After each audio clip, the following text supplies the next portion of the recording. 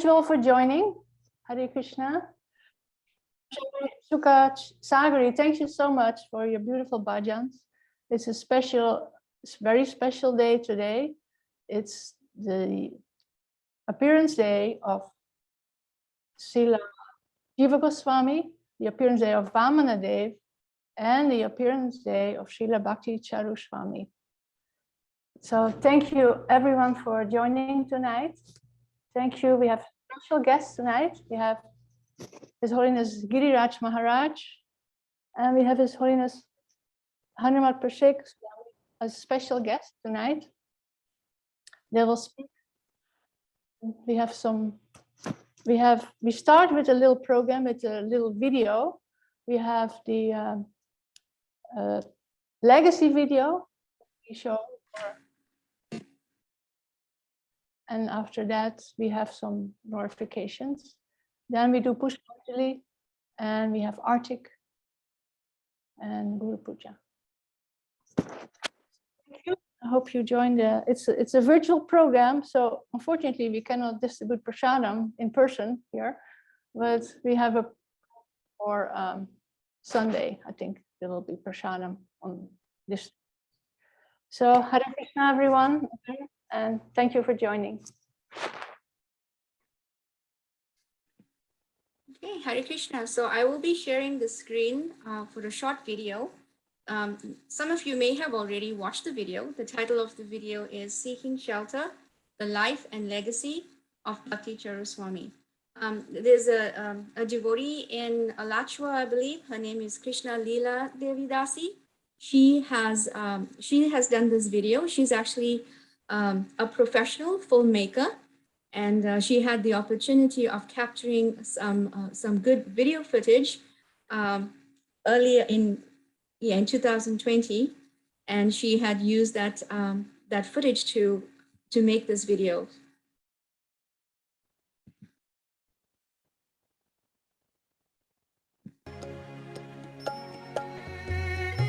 Our physical forms are temporary. In this material nature, one who is born is bound to die. I was searching for liberation.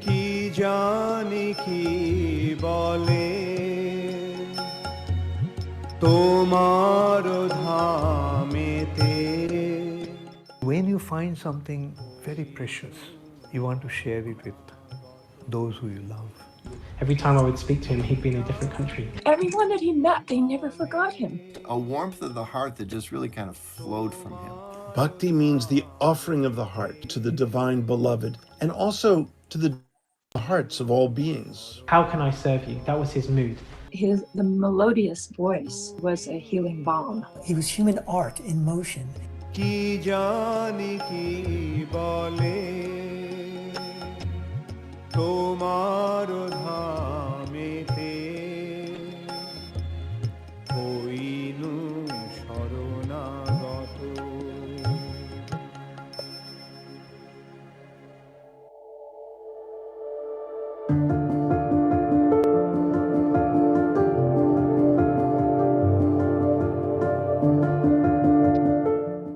I come from India.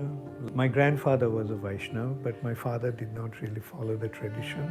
He was into filmmaking. He was progressive-minded. Those days, the cultured Indians were very much westernized, and my father also was a product of that culture. I grew up with a very typical materialistic westernized culture where we grew up with the idea that the West is the best.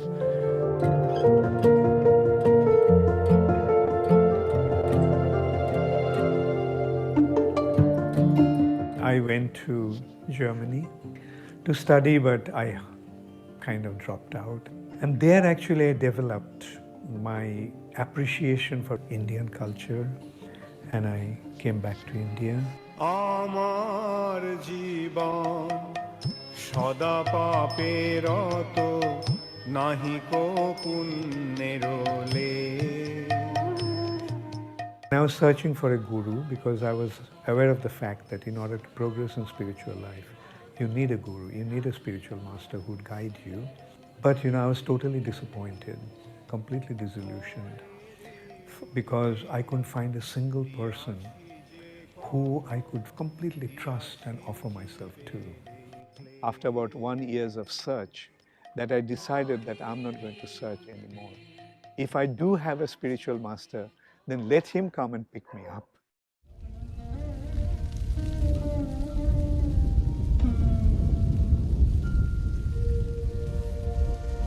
সংসারদাবা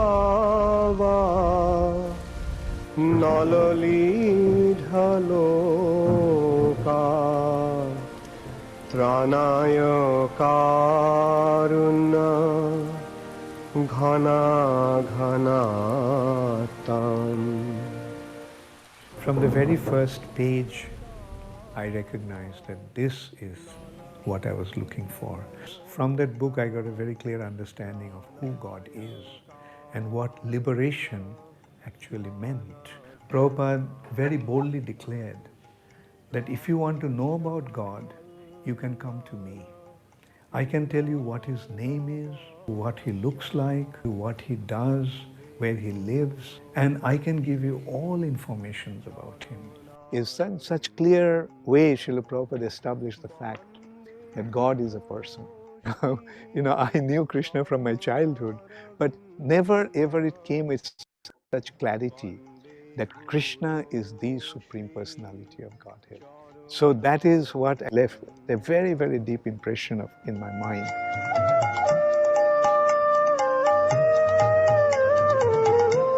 Prabhupada told me, you translate my books into Bengali. And as I started to translate, he started to train me, teach me, correct me. Prabhupada was very particular about the Bengali translation. He used to very meticulously go through what I used to translate.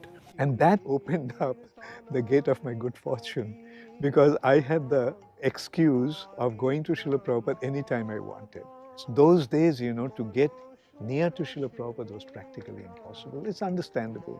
Prabhupada had about 10,000 followers, and everybody wanted to be with him. The fact that he was a person just of Indian origin in those period of time. Prabhupada left India, gone to the West, was attracting hundreds and literally thousands of followers, brought the movement back to India, and to have a young man who was so intelligent, so aware of the culture, who could speak Bengali, to come and join this team of spreading Krishna Bhakti was a big, big asset.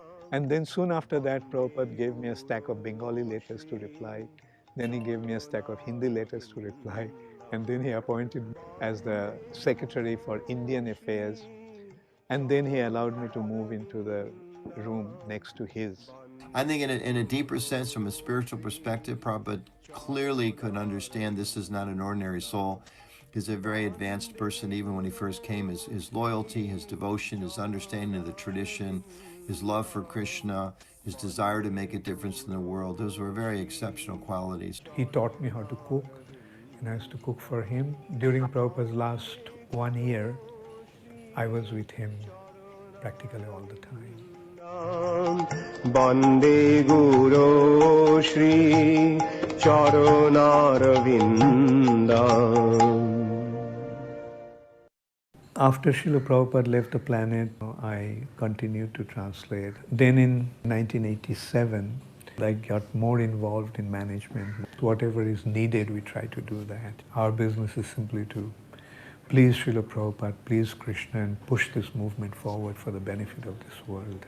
Bhakti Charu Swami and I, we were both members of the governing body commission, so we were together there for about 20 years, serving on this highest leadership group of ISKCON. Bhakti Charu Swami was a person who, maybe more than anybody else I know, wanted more than anything else to keep Srila Prabhupada's legacy and Prabhupada's contributions front and center. Prabhupada's biggest concern before leaving the planet was that we maintain the institution that he gave us. Bhakti Charu Swami, his leadership style was, let's stop and think about what would Prabhupada want, and can we please cooperate together? That was his mantra. Okay, there's differences, there's difference of opinions, some of them sometimes are strongly felt because we're different people and we're dealing with a global society and community. And Maharaj always had the same point. in any situation I can remember, which was, okay, there may be some differences here, but they're not that serious. Let's keep in perspective what brings us together, what the goals, the beautiful, positive goals of this society are, the wonderful person who's our founder, who's a teacher of all of us, Srila Prabhupada. Let's keep him in the center, and whatever problems are there, we're going to get through them. Them and the culture from Vedas through singing and dancing. So last few years, Guru Maharaj got involved, a lot of devotees to make it operational. We had few retreats here, and then there was a full-fledged kitchen. During the COVID also they continued prasadam distribution, but that time it was free distribution to the first responders and hospitals and nurses, and everybody appreciated a lot.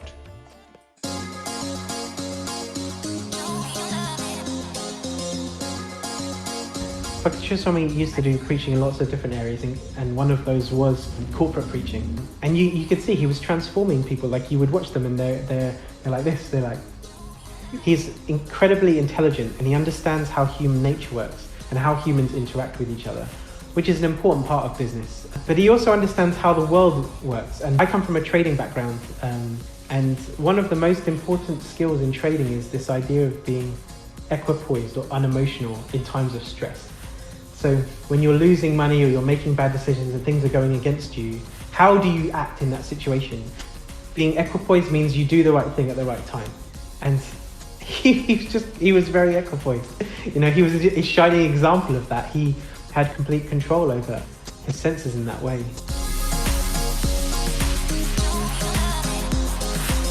Being in a very money-driven environment with spiritual life, it can seem completely at odds with each other.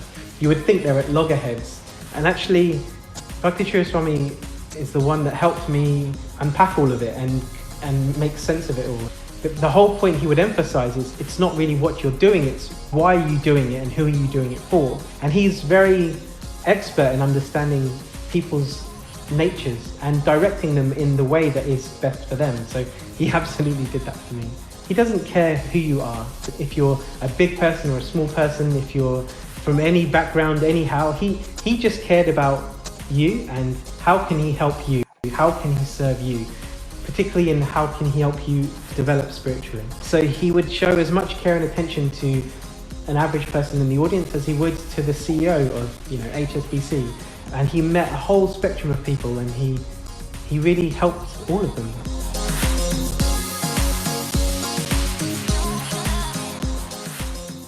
What is the meaning of the word Sharanagati? Surrender. Surrender is a process. Sharanagati is a Sanskrit word, which also easily transfers to the Bengali, and typically is understood as surrender. Now, I don't particularly like the word surrender because it sounds like something that is against one's will. But in bhakti, it is the natural flow of the heart toward the divine in a full sense. The first consideration is that we have to become humble. Bhakti Charu Maharaj was the kind of person that had so many warm and endearing qualities. He was just very, very friendly. Although he was a very senior and highly respected member of the ISKCON, the Hare Krishna movement, still he didn't carry anything along with him that would be kind of a wall of separation. That wasn't there at all. There was never any sense of hierarchy with him. Hridayam madhuram gamanam madhuram madhuradhipate rakhilam madhuram. The real joy comes from our connection with Krishna. Because Krishna is a reservoir of pleasure. Krishna is Anandamaya. He is the source of our joy.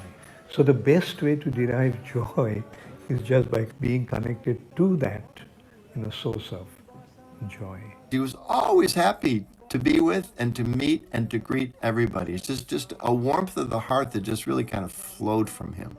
We cannot really directly communicate with Krishna. We do not really know what is pleasing him or not.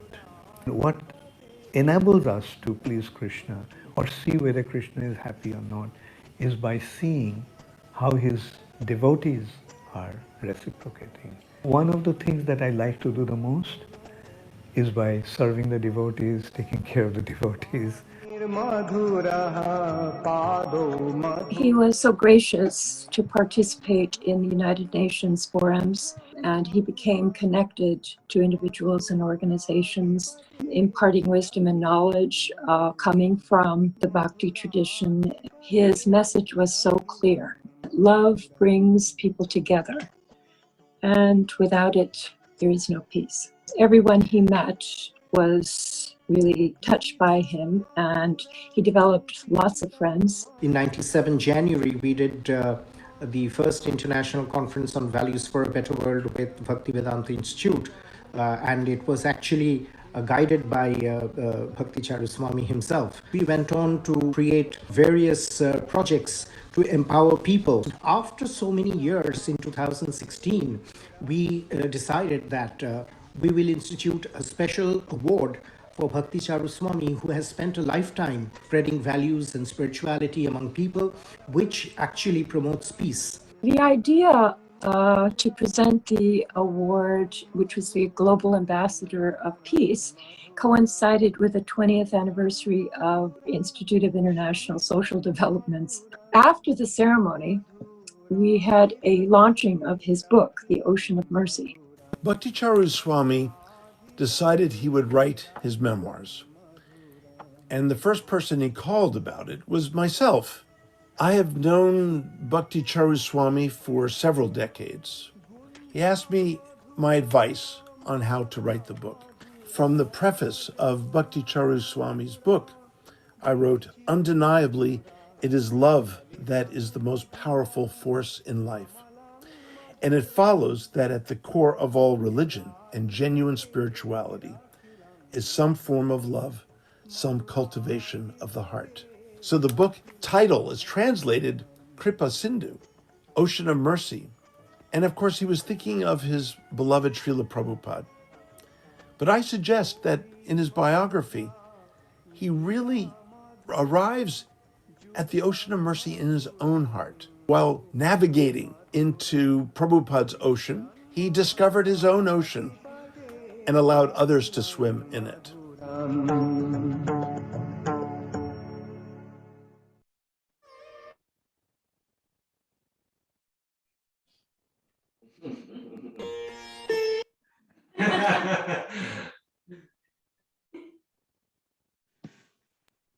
Mother Kalindi?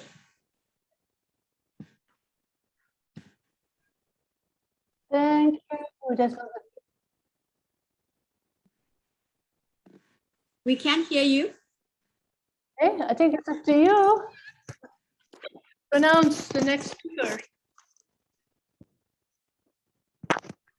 Okay, so next on our schedule, we would like to welcome His Holiness Hanuman Krishak Maharaj. Maharaj, thank you so much for joining us. Maharaj, are you there?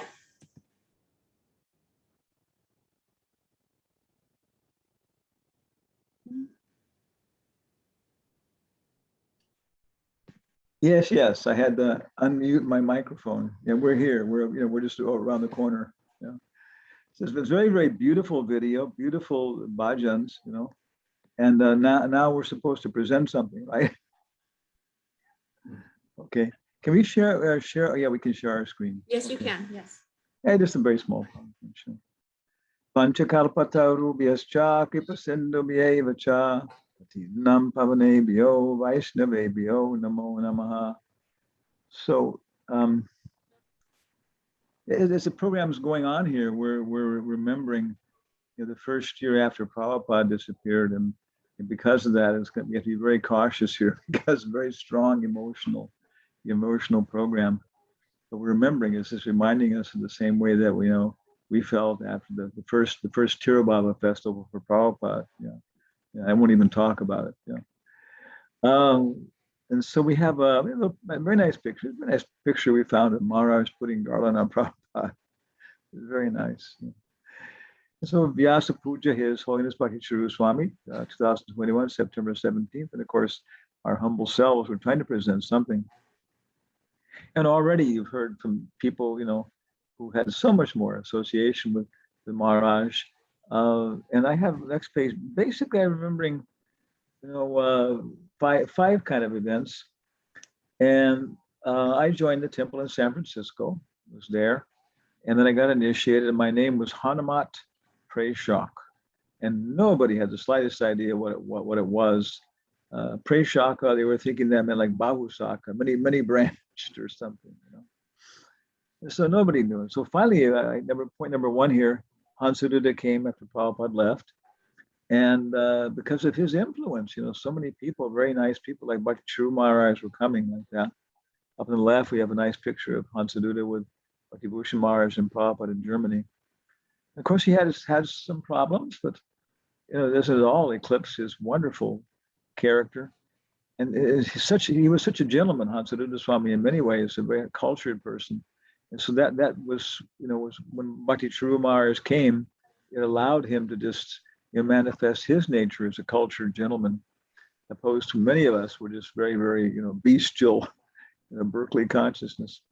So anyway, I had my first contact with Maharaj, and then as I asked him, or somebody mentioned, he said, "Oh, Hanumat Preshak, that's the name for Rama." And he explained what it meant. That it meant the sender, Preshak, with the Preshaka, with a message, of Hanuman. So my first, I got by Maharaj's mercy, I understood what my name meant. It's kind of like how I was able to connect to Prabhupada through his mercy.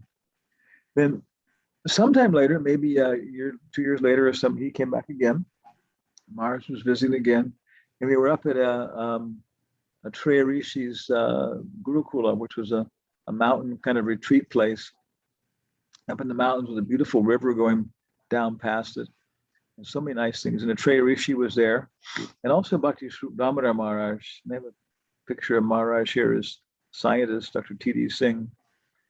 And so again, it is the association was like when you see a jewel, when it's put into proper setting, you can see what it is. So by Treya Rishi, who was very cultured Arabic tradition, and Subdhamana Maharaj, who's from Manipur.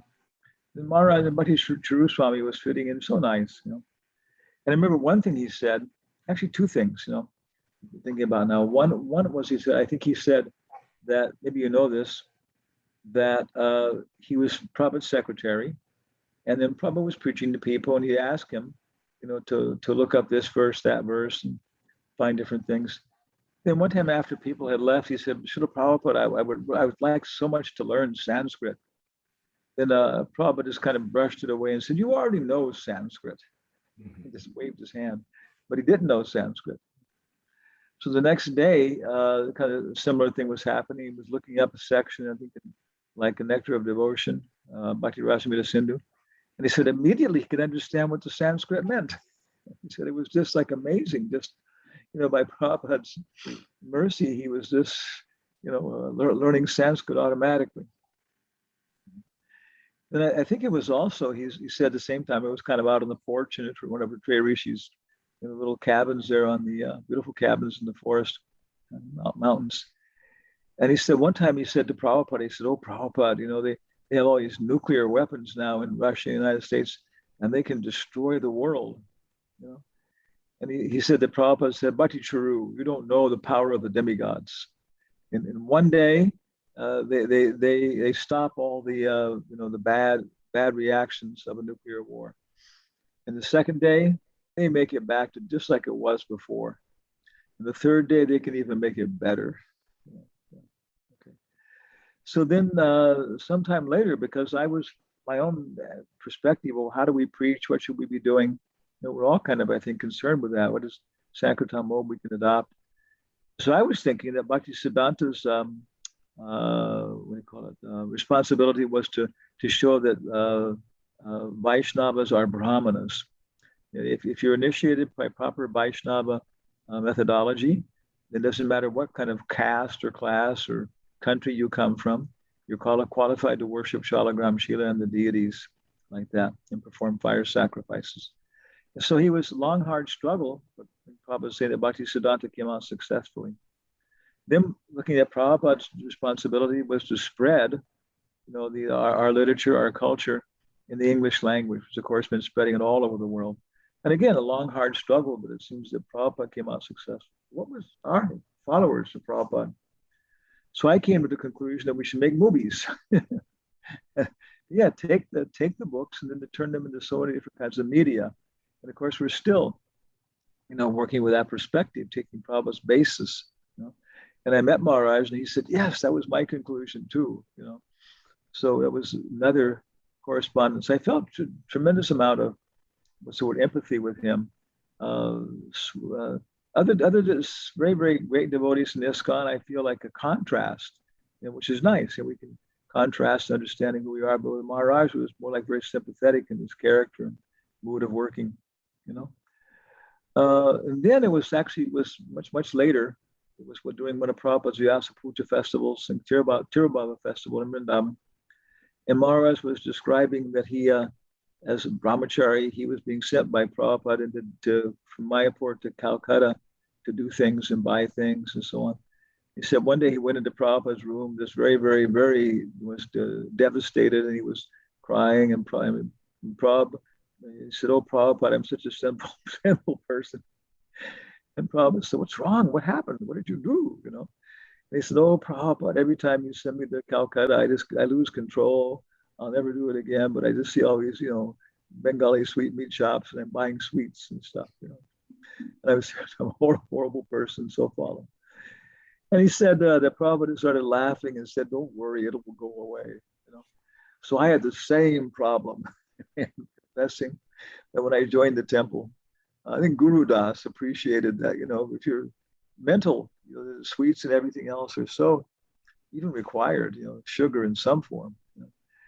So anyway, when he said that was Prabhupada's reaction to it and stuff, it was such a relief, because I always in my depth of my heart, stealing sweets and, and things like that. I'm such a criminal, I've done these things, but there was, okay, the Prabhupada saying, "No, it's okay, you have these problems, it'll go away, So very, very nice story he told of his relationship with Prabhupada and sharing it so the rest of us could also have Prabhupada's association. And I guess then finally, it's also the point has been made also that he was, again, I made it before too, he was a gentleman, and he came from a culture which in the West, Western world, industrialized countries, was just as almost practically speaking unknown. The very, very most cultivated gentleman in their Western cultures was far less delicate, sensitive, and human, than we find in Maharaj. And I'm thinking also Subhag Maharaj, Bhakti Swarup Damodar Maharaj, and I had the fortune of their association. I think Bhakti Charu Swami was studying chemistry at some point or something. I don't know. Anyway, he very much appreciated the scientific preaching, the work of the Bhaktivedanta Institute. And working in that, of course, was always feeling his support, his enthusiasm for this kind of preaching and so on. So it's a little bit about all we can kind of mention about Maharaj, very small amount, and we just hope to kind of fit into the program here and hear other glorifications, illuminations. When Bhakti Swarup Damodar Maharaj disappeared, we got the news in Vrindavan. It was right before the Samadhi Artik. He left his body in, I think it was Manipur or Calcutta. And I was feeling like my first reaction was, "Oh, wow, what a relief," because I know he was having trouble with disciples, having troubles with preaching to the scientists, having troubles with temple management and fighting with other people in Manipur. I mean, outside people trying to take land and so on. And I was thinking, my first reaction was, "Wow, he's had some relief from all this, But later I was feeling like, well, if you're just going on with Maharaj's program and understanding what his preaching was, his service, and maintain a service attitude, there's no separation, And I was wondering why people were feeling the separation in some degrees. But after about 3 days, it hit me. And I realized there's so many little experiences. Like I would take him on the subway in San Francisco, we go places. And I realized that was finished, And so it hit me right in the middle of a program when I was supposed to talk, even I couldn't even talk. Everyone was looking at me like, I just kind of nodding my head. And pass me by, and so on. So today, of course, is a very, very powerful festival, but that's one very, very real message. We're not separated. We'll meet again, you know. And then what can we say? What can we say? Oh, we carried on your mission. We got closer and closer to you by understanding your mission, your service, and it's just alive in our hearts, and we're understanding it always in a new fashion like that. So I want to thank everybody, and also Bhakti Charu Swami. Bhakti Charu Swami ki jai.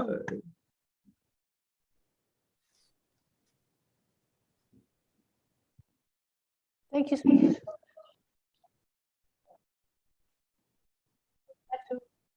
Is Giriraj speak?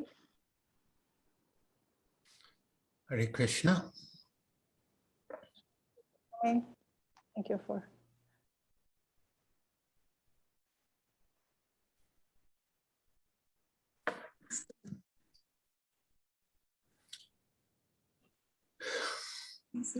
I will begin by reading something that Gauri Das in England posted. On the departure of His Holiness Tamal Krishna Maharaj, His Holiness Bhakti Charu Maharaj shared his feelings, his shattered composure, and his deep questioning of Krishna. The suddenness and the way Tamal Krishna Maharaj tragically passed away perturbed Bhakti Charu Maharaj. He questioned, why did he have to leave us in this way? And what came to Maharaj then was a realization, a very important realization, and one that can help us today. Quote, a realization dawned on me. Our existence in this material world is like a dream. And therefore, how one comes or departs does not really matter at all. Only those who want to remain in ignorance are concerned about how one is born or how one dies. But for a devotee situated in the absolute truth, it does not really matter at all. How one leaves the body is not important. What really matters is how one leads his life. For one who has lived such an intense life of devotion, always expressing his love for Krishna through dedicated service, how can Krishna ever fail him? For one who has always been seeing Krishna in the core of his heart, with eyes anointed with the mascara of love, at the final moment, Krishna comes to him and he sees Krishna face to face.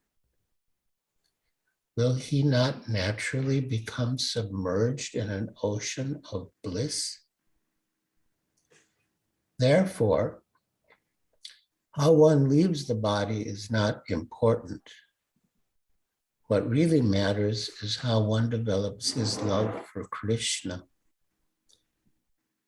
Krishna comes to his devotee at the most crucial time in his life, when he is about to leave his body. So reflecting on Srila Bhakti Charu Swami Maharaj's qualities, I think of his deep love for Srila Prabhupada. Very soon after Maharaj met Srila Prabhupada, Prabhupada included him in his personal staff and made him his secretary for Bengali and Hindi correspondence. Soon thereafter, Srila Prabhupada gave him first and second initiation and then sannyas. And Maharaj personally served Srila Prabhupada throughout Prabhupada's last days. Bhakti Charu Swami was also devoted to ISKCON. He always considered ISKCON to be a unique creation of Srila Prabhupada's and always wanted to serve ISKCON, both the devotees in ISKCON and ISKCON as an entity, a manifestation of Srila Prabhupada. He was really in the mood of service to devotees, especially the devotees of ISKCON, and to ISKCON itself. Maharaj was a very pure-hearted, loving person. His love for Srila Prabhupada was seen in his love for the devotees and for people in general, whom he wanted to bring to Srila Prabhupada, and how he encouraged devotees to increase their engagement, take on more responsibility, and become more loving, humble servants. The more responsibility one accepts, Maharaj once explained to a devotee in Mauritius, the bigger servant of the devotees one becomes. This reminded me of something that Prabhupada once said. A disciple came into Prabhupada's room in Mayapur one day and began to complain about the management. Srila Prabhupada said, "If you think you can do better, why don't you?" Somehow, the disciple came out and announced that Srila Prabhupada had made him the temple commander. And he began to boss around the other devotees. Some devotees complained to Srila Prabhupada that the devotee had said that Prabhupada had made him the temple commander, and that now he was barking orders at everyone. So Srila Prabhupada called for the devotee and instructed him, "First you become the servant of everyone, then you become the temple commander." Thus Srila Prabhupada expressed the same idea, that a bigger position means becoming a bigger servant.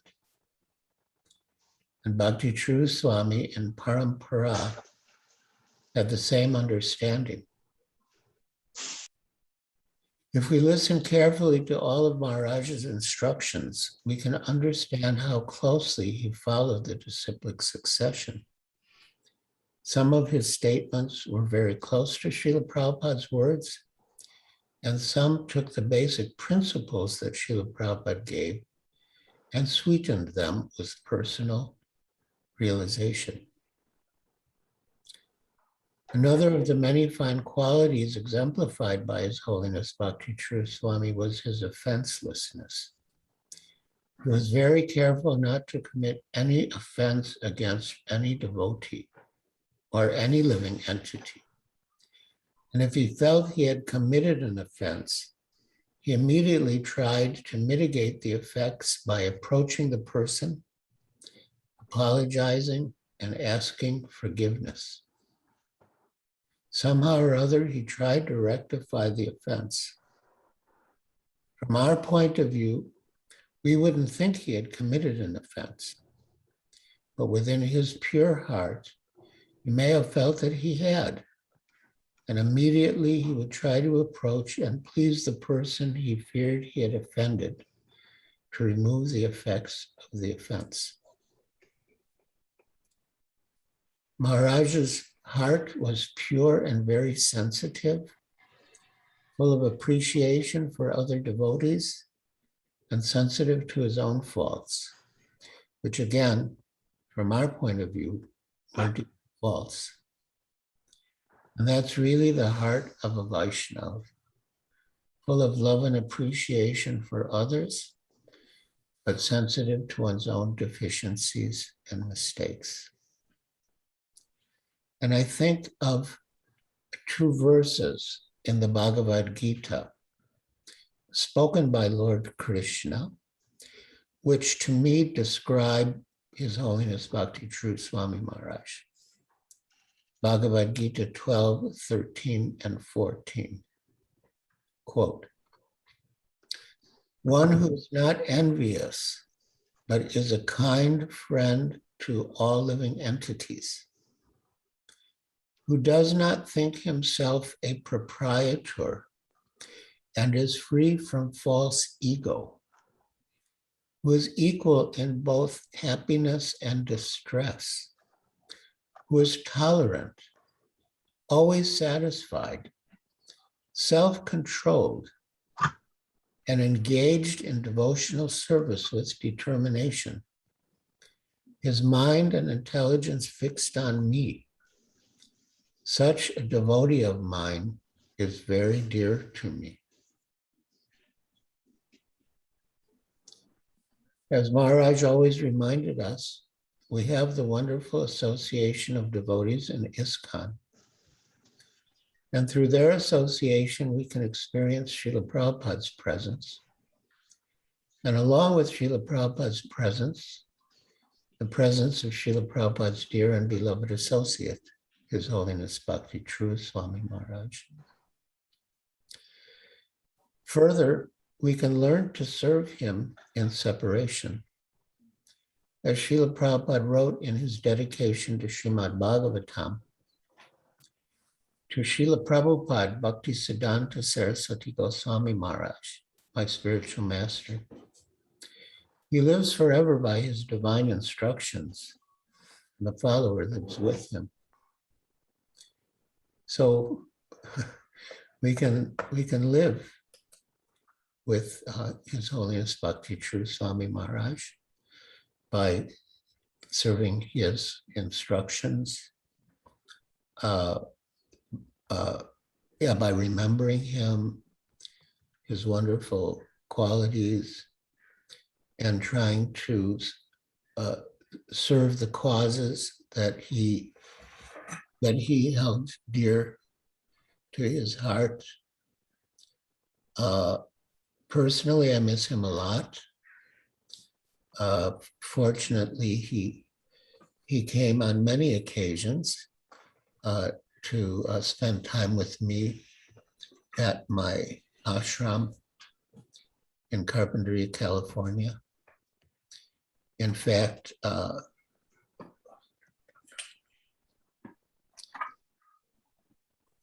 the picture behind me, which Hanumat Prasad Maharaj also included in his presentation, was taken during one of his visits here. And just one little point, it struck me